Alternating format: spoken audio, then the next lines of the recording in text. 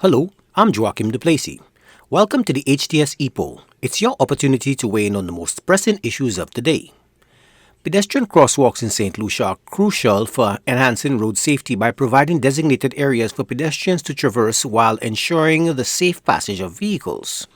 Observations suggest a concerning lack of awareness regarding the proper use of these crossings among both motorists and pedestrians, particularly at night.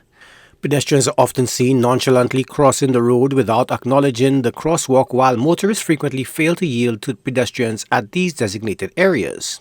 However, some argue that stricter enforcement of existing traffic laws and the imposition of appropriate penalties for violation may be more effective in deterring reckless behavior at crosswalks. So we ask, do you believe public education is necessary to improve the understanding and use of pedestrian crosswalks in St. Lucia? We took to the streets to get your opinion, and here's what you had to say.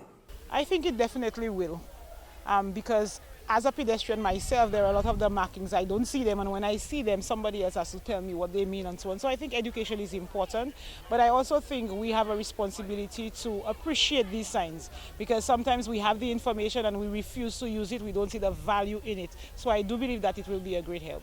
Yes, I believe it would, especially at night. The markings are very poor. You do not really see it, especially when it rains as well. So I believe if there is such, a lot of drivers would be a little more careful and realize that where there's a stop sign, they're supposed to stop.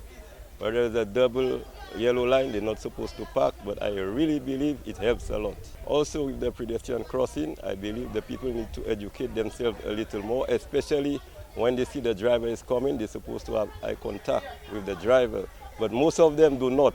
Most of them just cross because they feel they're in charge of the road. The intention is like, bounce me, you know. And I believe they're supposed to have eye contact and make sure the driver comes to a halt before they proceed.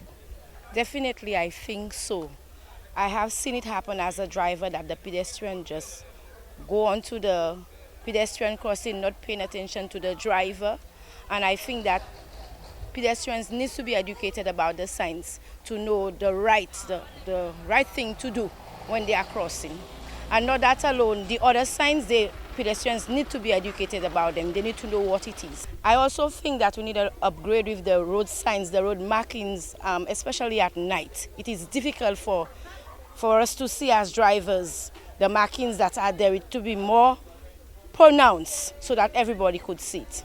I believe that education and knowing how to behave and react in situations will help with reducing, if not stop, the incidents that we have on the road with especially persons who don't know.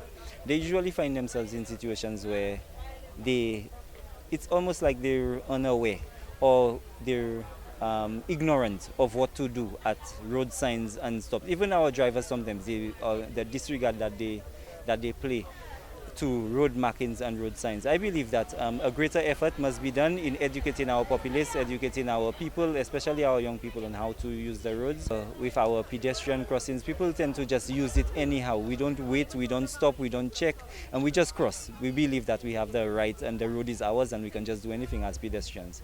But we need to be aware, we need to not be ignorant, and we need to use these crossings, use the signs properly, and make sure that before we do anything, that we are aware.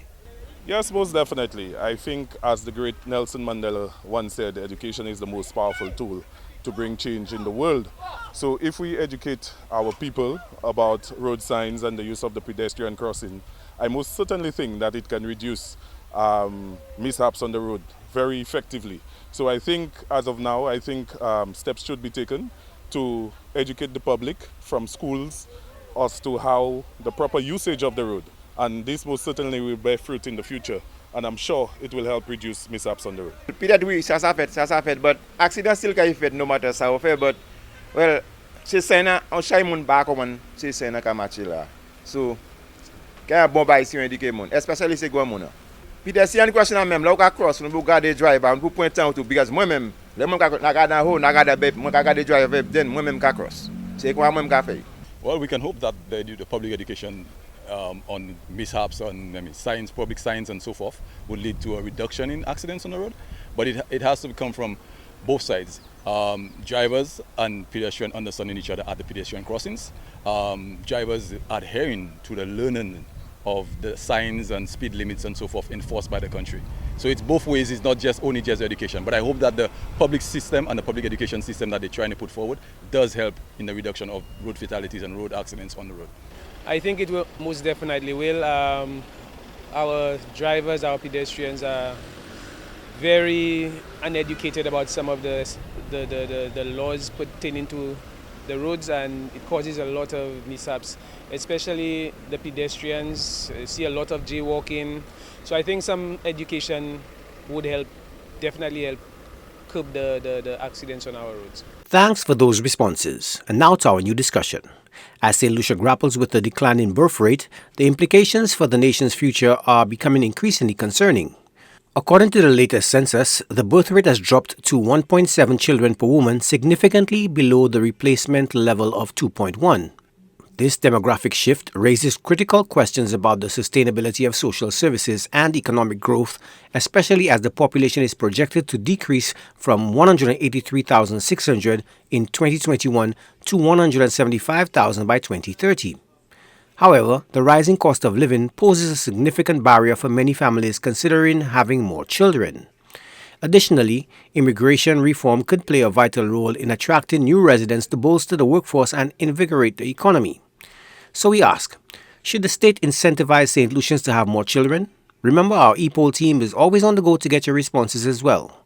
Watch the HTS News Force from 7 p.m. for the results and a new discussion.